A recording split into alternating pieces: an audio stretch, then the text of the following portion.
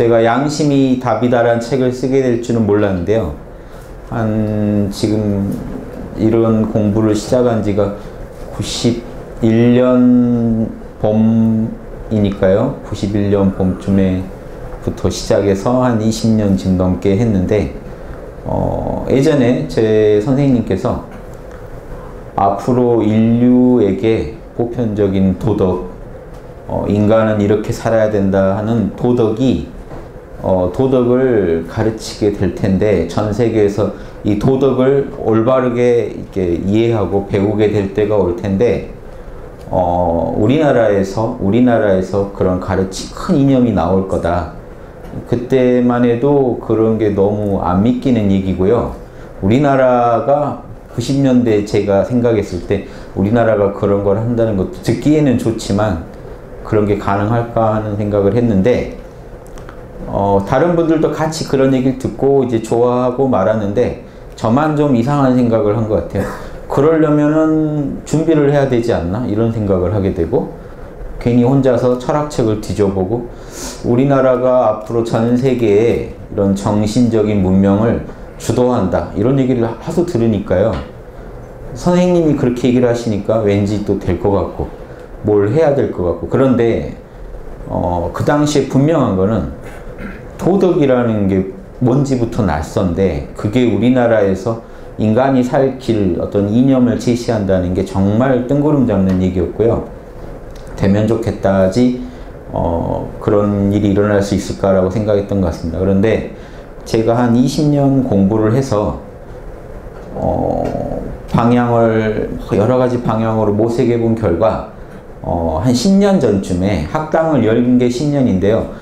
홍익학당을 열게 될 때쯤에는 결론이 도덕이구나, 홍익인간이구나, 도는 다른 게 아니라 우리 다 양심이고, 양심에 새겨진 인의해지해라, 인간 간에 서로 사랑해라, 남에게 내가 원하는 걸 베풀어주고 남에게 내가 싫어하는 일을 하지 마라 하는, 이게 도라는 걸 알았어요. 길이구나. 우리 양심에 새겨져 있는 선명한 이념, 선명한 길이, 인간끼리는 서로 공생하면서 살아라 하는 그 내용이라는 게 알아졌고요. 덕이라는 거는, 도와 덕을 나누자면 도는 길이고 덕은 그 길을 실제로 걸은 사람이 덕을 확립하는 거죠. 덕을 만들어내는 겁니다. 그래서 원래 이 도는, 우리 양심에는 인간이 어떻게 살아라는 인간의 길이죠. 인간의 도가 선명히 새겨져 있고 우리 마음 안에서 분명한 어떤 메시지를 전달하고 있지만, 인간이 그렇게 살 때만 덕이라는 게 갖춰져서 인간이 덕을 실제로 얻게 돼서 그 도가 지상에서 구현되는구나 하는, 도덕은 이런 거구나 하는 걸 제가 한 10년 전쯤에 결론이, 그 길밖에는 인간이 살 길이 없구나 해서 2005년인 걸로 기억합니다. 대학 인간의 길을 열다라는 책을 첫 책으로 냈어요. 그래서 그 책 내고 지금 사인회는 그 책 내고 지금 처음 하는 거니까 작가 데뷔한 지 한 몇 년 만이죠. 2005년에 데뷔해서 2013년에 처음으로 사인회는 제가 해보는 것 같습니다. 그래서 사인은 많이 했지만 사인회는 처음 해보는 거예요. 그래서 그때 결론이 그렇게 나서 많은 분들한테 이 사실을 알리고 싶어서 대학 인간의 길을 열다라는 게, 그 책 뒤에 표지에 보면 이런 말이 나옵니다. 인류의 어떤 도덕 문명의 설계도다. 그 말을 제가 이렇게 크게 썼던 이유가, 대학의 내용이 다른 게 아니라 수기치인이에요. 내 양심 먼저 밝혀서 남을 도와서 온 인류가 양심적이 되게 만들어라. 이게 대학의 핵심 내용이거든요. 그걸 봤을 때 제가 도덕 문명은 이렇게 만드는 것 같다. 그래서 이 도덕도 어려워서 잘 안 씁니다만은 굳이 한번 써봅니다. 그래서 도덕이라는 게 저희 선생님이 얘기하셨던 우리나라에서 전 세계 많은 분들을 인도해 줄 도덕의 이념이 나온다, 이 말이 막연하게 제가 알고 있다가, 이 말을 제가 한번 그 결실로 이 지금 양심이 답이다라는 책을 내고 보니까 그게 떠올라서 그래요. 그걸 의식하고 이걸 쓴 건 아닌데 거기서 시작된 얘기였구나 하는 게 새삼 떠오릅니다. 그때부터 시작돼 가지고 제가 한 20년간 다른 어떤 것보다 마음을 내서 공을 들여서 꾸준히 팠던 그 인간의 길이 무엇인가에 대한 그 연구의 결과가 양심이 답이다라는 제목으로 나가게 돼서 너무 기쁩니다. 결국 도덕의 답은 뭐였나요? 양심이죠. 도는 양심의 명령이고요. 덕은 양심의 실천입니다. 그 명령을 실천하는 겁니다. 우리 인간인 이상 양심이 누구나 있고 그 양심 안에서 내가 당해서 싫은 일을 남한테 하지 마라. 너라면 받고 싶은 그거를 해줘라. 이거 말고는 다른 도덕률이 필요가 없어요. 모두 우리가 어떤 문제에 대해서 이건 악이다, 잘못됐다, 바로잡아라 라고 말할 때는요, 반드시 그 두 가지 도덕률에 위배된 부분이 있어서 그렇습니다. 예. 그럼 도둑질을 우리가 비판하느냐? 남이 당하기 싫은 일을 했기 때문에 우리가 도둑질을 잘못됐다고 하는 거지. 안 그러면 도둑질을 비방할 근거가 없습니다. 도둑놈이 나 밤에 잠 안 자고 연구해가지고 노력해서 지금 도둑질을 해서 내가 이 물건을 얻었는데 왜 노력도 하지 않은 너가 나한테 시비냐라고 하시면 뭐라고 하실래요? 예. 법의 근거라는 것도요 없어요. 사실은 법에 무수한 법 조항이 있어서 그대로만 집행하면 정의가 구현된다라는 말이 성립하려면 전제가 우리 모두에게 양심이 있다는 걸 전제하고 있기 때문에 그 법이 근거를 갖는 거지, 우리가 양심 없다라고 나와버리면 법을 지켜야 할 이유도 없어집니다. 내가 정한 법 조항도 아니고 내가 정한 처벌 규정도 아니고 나는 못 따르겠다라고 나와버리시면 어떡할 겁니까? 그런데 우리는 왜 그걸 따라야 된다고 생각하고 모두가 어기지 말아야 된다고 생각합니까? 양심에서 인간이면 모두 갖고 있는 그 양심에서 남한테 내가 당하기 싫은 일을 하는 건 죄다라고 명령이 떨어지고 있기 때문에 우리는 그 법을 받아들이는 겁니다. 전체의 룰을 받아들이는 겁니다. 이 인간이 그냥 대충 사는 것 같은데 인간 사회가 구성하려면 양심이 잡아주지 않으면 구성이 될 수가 없습니다. 남의 입장을 헤아리는 이 양심 중에서요, 인의 마음, 사랑의 마음, 남의 입장을 헤아리는 인의 마음이 우리 안에 없다면 사회가 성립이 안 됩니다. 누가 사냥 나갔을 때 누군가는요 공동으로 양육을 해줬기 때문에 인류 문명이 지금까지 살아남은 거예요. 근데 남의 애를 내 애처럼 이렇게 봐줄 마음이 없다면요, 남의 가정사를 내 가정사처럼 생각해주고 싶은 마음이 아예 없다면, 아니면 아예 더 들어가서 남의 입장을 내 입장처럼 생각해주고 싶지 않다면 가정부터 성립이 안 됐겠죠. 가정과 사회가 성립하려면요, 우리 인간의 마음 중에 양심, 내 이익만 따지는 마음이 아닌 남의 이익까지 고려하는 양심이 있었기 때문에 인류가 살아남은 겁니다. 사회라는 걸 만들 수가 있었어요. 그리고 인의예지 중에 뭐 있죠? 인간의 마음. 동대문이 지금 흥인지문이죠. 인. 그 다음 서대문은 뭐죠? 돈이문. 그럼 정의 문제가 나옵니다. 사랑만 갖고 인간은 못 살아요. 그 사랑을 어기는 사람이 등장하거든요. 욕망을 가지고 자기 욕망에 심취해서 보편적인 사랑의 룰을 깨버린 사람에 대해서 인류는 태고 쪽부터 처벌을 하고 정의를 바로잡아야 된다는 생각을 했습니다. 인간 안에 그 정의감이 없었다면 사회가 생기자마자 바로 흩어졌겠죠. 사회를 모아놨더니, 사회를 만들어서 구성원들을 모아놨더니 사람들이 다 룰을 깨버리면 그 사회가 성립할 수 있겠습니까? 그 잘못된 거를 바로잡으려는 법을 만들고 이런 형벌을 만들었기 때문에 인류가 살아남은 겁니다. 그럼 결국 누가 우리 인류를 살아남게 했나요? 사랑의 마음, 정의의 마음인데 양심입니다. 내 이익이 아니더라도 내 이익처럼 여기고 잘못된 거를 바로잡고 남한테 베풀었던 그 마음이 없었다면, 내 이익만 따지고 남의 이익은 무시했던 욕심만 있었다면 인류는 이런 문화를 만들 수가 없었다는 겁니다. 애초에. 그래서 우리가 지금 사회를 만들고 유지하는 거는 사랑의 마음, 정의의 마음, 그리고 인의예지 중에 숭례문은 예절이죠. 예절을 숭상하는 문이죠. 예절에 대한 인간의 보편적인 감각이 없었다면요, 에티켓이라는 거, 매너라는 게 나오질 않았겠죠. 인류면 다 갖고 있는 그 예절, 예절의 모양들은 다릅니다. 문화 따라 풍토 따라 다릅니다만 남에게 나를 낮추고 전체의 조화를 이루어야 한다는 그 예절에 대한 감각이 없었다면 인류는 이런 문화를 못 만들어냈을 겁니다. 예, 인간 간의 관계는 아주 삭막했을 겁니다. 우리가 만나면 절하죠. 절하니까 훈훈해지죠. 서로 만나면 가볍게 인사라도 하면 그게 다 예절입니다. 우리가 먼저 인사해주고 절해주고 어떤 제스처를 취해줌으로써, 매너를 갖춰줌으로써 인간 사회가 살만해지고 훈훈해지죠. 여러분의 양심이 없다면 그게 다 돈 때문에 하는 거라면 하시겠습니까? 그냥 좋아서 하는 겁니다. 남하고 잘 지내고 싶어서. 그 보편적인 마음이 양심이라는 겁니다. 인의의 지. 지혜는 뭘까요? 옳고 그름을 인간이 보편적으로 서로 납득할 만한 선에서 옳고 그름을 따질 수가 없었다면 인류가 학문이라는 걸 만들어낼 수 있었을까요? 이런 책들이 불가능하죠. 제가 아무리 책을 써내도 옳고 그름을 판단하는 기준이 여러분과 제가 완전히 다르다면 이 책을 써봤자입니다. 아무 의미가 없는 얘기죠. 각자대로 생각하고 살다 가면 되는데 학문이라든가 과학이라든가 진리라든가 인간한테 의미를 갖게 된 거는 인간한테 시비지심이 있어서입니다. 저 북쪽에 홍지문이 있죠. 지혜를 넓혀라 하는 문이 있는데 지혜라는 게 뭔지, 옳고 그름이 뭔지를 아는 보편적인 감각이 있었기 때문에 인류는 살아남은 겁니다. 종합해 보면요. 그리고 이 인의의지를 다 한 번 하고 말 게 아니라 매일매일 인의의지를 실천하라는 게 성실인데 성실하면 남한테 신뢰를 주죠. 그래서 인의의지 신, 믿을 신자가 또 중요한 덕목이 됩니다. 남한테 믿음을 줄 정도로 인의의지를 구현하는가.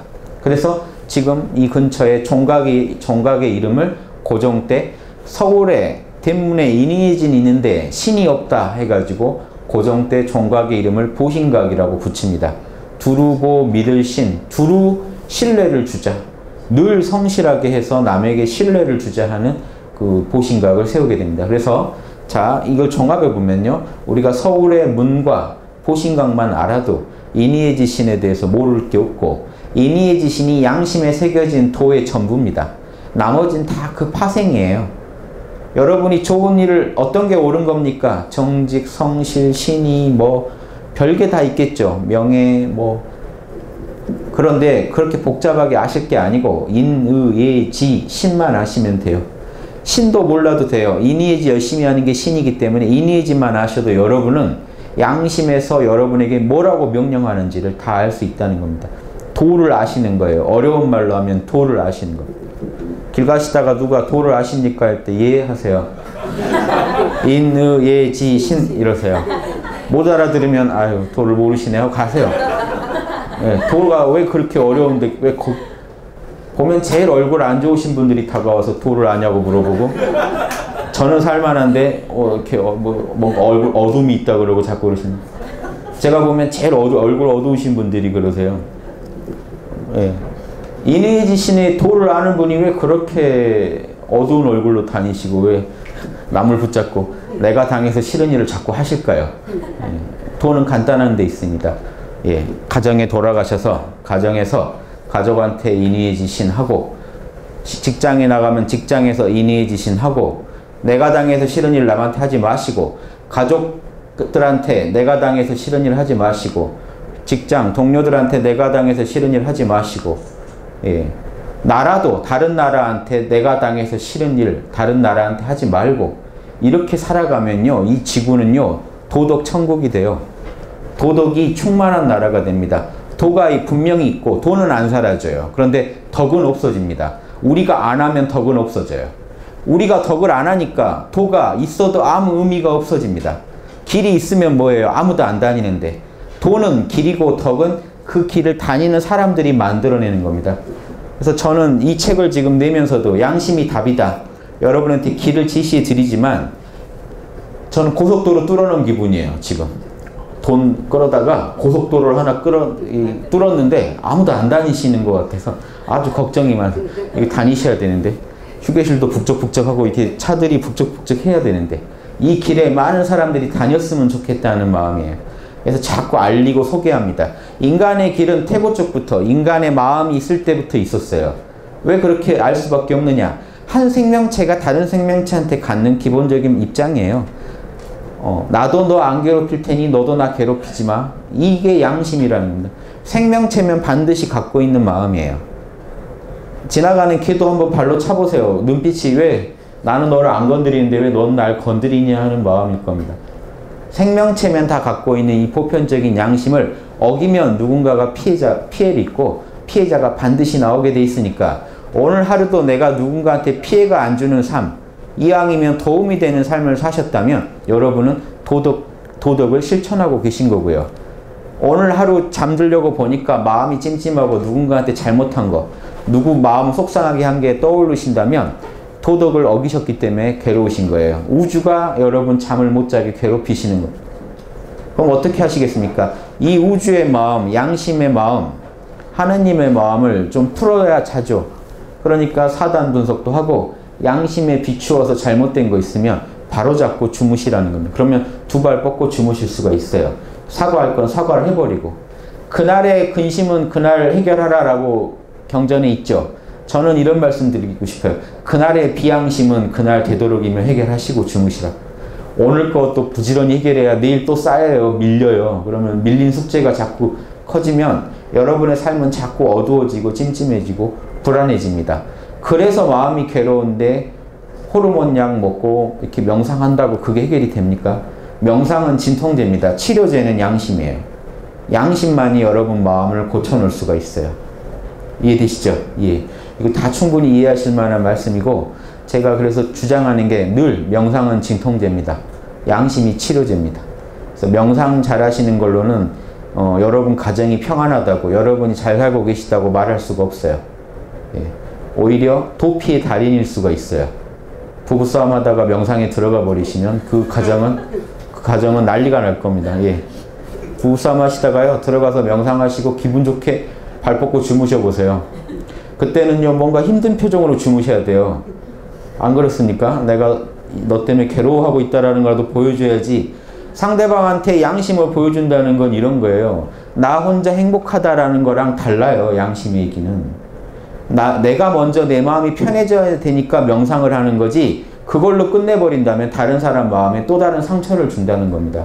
이게 명상과 양심의 또 차이점이에요. 그래서 명상은 반드시 좋은 양심으로 끝나야만 그 아름다운 명상으로서 효용을 다하는 겁니다. 그래서 불교에서도 명상은 반드시 팔정도나 육바라밀로 끝나야 되고, 유교에서도 명상은 반드시 인의지의 실천으로 끝나야 됩니다. 서양 철학도 똑같아요. 명상의 끝은 내가 당해서 싫은 일을 남한테 하지 않는 정의의 구현에 있습니다. 사대 성인들이 다 똑같은 말을 했다는 걸 제가 알고 나서 제가 워낙 힘을 얻었고, 그래서 되도록이면 이 책에요, 제가 트위터에서 다룬 말씀 외에도 경전과 고전 중에 양심에 대해 제가 읽고 아주 공감했던 글들은 실었습니다. 트위터 형식으로. 그래서 짧게 실었으니까 여기에 소개되어 있는 경전만 이해하셔도요, 여러분은 인류가 3000년간, 우리가 문헌이 있는 게 한 3000년간 인류가 양심에 대해 연구한 거에 대한 결과물도 보실 수 있고요. 거기에 대한 저의 또 이제 현대적인 설명도 보실 수가 있습니다. 그래서 이 책을 가지고 자꾸 놓으시다 보면 여러분도 알게 모르게 양심의 전문가가 되실 거라고 확신합니다. 그래서 지금 이 시대에 양심의 전문가들이 많이 나오지 않으면 안 돼요. 지금 인류가 가장 힘든 시기를 맞고 있습니다. 세계화가 됐고 보편화가 됐고, 또 거기에 전 세계가 다 함께 이제 어느 한 곳에서 병이 나면 전 세계가 다 같이 아플 수밖에 없는 구조가 됐는데, 인류가 지금 답을 못 찾고 헤매고 있는데, 욕심 때문이라는 거를 누군가가 이제 얘기를 해주고, 처방은 그러면 양심이라는 거를 얘기해 줘야 됩니다. 안 그러면요, 인류는 끙끙 앓으면서도 일시적인 진통제, 명상에서 답을 찾아보고, 또 명상이 끝나면 또 욕심을 부리고, 이런 일이 반복됩니다. 욕심 때문에 문제입니다. 명상은 욕심을 진정시키는 진정제고, 양심은 욕심을 바로잡는 치료제입니다. 욕심이라는 걸 어떻게 다룰지에 대한 결론을 각자가 못 내리시면 인류는 답이 없고, 인류는 희망을 잃게 될 겁니다. 그런데 자기 내면에서 욕심을 다루는 이 기술만 아시면 명상과 양심으로 이 욕심을 다룰 수 있다라는 자신이 생기시면 한 분 한 분이 이제 긍정의 힘을 갖게 되실 거고, 인류는 희망을 갖게 될 겁니다. 단 한 분이라도 그분 안에서 양심이 실천되는 한 도덕은 살아있고, 인간의 길은 지구에서 구현이 되는 거기 때문에 반드시 또 다른 사람의 공감을 끌어낼 겁니다. 덕은 외롭지 않다. 논어에 나온 말입니다. 덕 불고. 덕은 외롭지 않다. 왜 덕은 외롭지 않을까요? 모두가 똑같은 양심의 명령을 듣고 있기 때문에 누군가가 덕을 실천해버리면 다른 사람의 지지를 끌어낼 수 있고, 다른 사람 내면에 양심이 살아있다는 것을 또 다시 밝혀낼 수도 있어서 서로 돕는 중에 다시 그 사람들로 인해서 양심이 지상에서 다시 구현될 거라고 확신합니다. 그래서 이 작은 어떤 발걸음이지만 같이 해주셔서 너무 고맙고, 우리 선생님이 못 보고 가셨지만 지구에서 도덕이 다시 밝혀질 텐데 우리나라에서 그 싹이 나올 것 같다 이런 말씀이 아주 거짓말은 안 되게 제가 해드린 것 같아서 제자로서 뿌듯합니다. 우리도 할 만큼 했습니다 라는 건 보여드린 것 같아요. 그래서 이제는 이게 과연 지구에 얼마나 퍼져서 얼마나 많은 분들을 인도해 주실지, 지구의 어떤 어두움 속에서 이 등대 같은 존재를 할지는 또 이제 또 많은 분들의 양심에게 맡깁니다. 많은 분들의 양심이 얼마나 공감해 주실지 또 기다립니다. 그래서 여기 우리 같이 여기 모이신 분만이라도 양심 운동을 같이 일으켜 보면 분명히 좋은 결과가 올 거라고 확신합니다. 당장 이렇게 모여서 이런 얘기를 나눴다는 것 자체가 지구에 없던 일 아닌가요? 저는 작은 일이지만 늘 의미를 부여합니다.